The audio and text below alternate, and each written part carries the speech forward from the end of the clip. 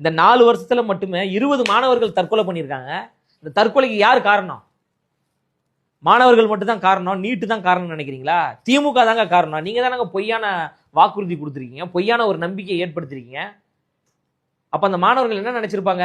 சரி, திமுக ஆட்சிக்கு வந்துருச்சு, இனி நீட் தேர்வே இருக்காது அப்படின்னு நினைச்சிருப்பாங்கல்ல.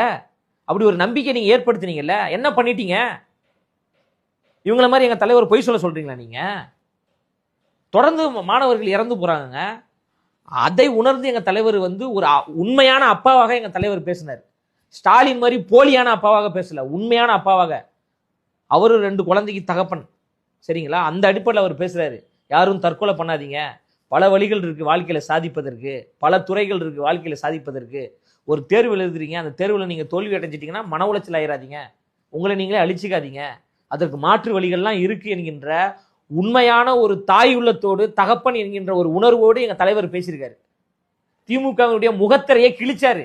அதை பொறுத்து கொள்ள முடியாத திமுக கட்சியை சார்ந்தவர் எங்களுக்கு எதிராக அவதூறு பரப்புறாங்க.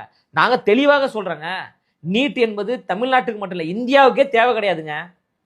நீட் என்பது சமூக நீதிக்கு எதிரானது, நீட் என்பது சமத்துவத்திற்கு எதிரானது, நீட் என்பது ஏழை எளிய பாமர மக்களை, அந்த மாணவர்களை மருத்துவம் படிக்க விடாமல் தடுக்கக்கூடிய மிகப்பெரிய ஒரு கொடுங்கோல் தான் நீட்.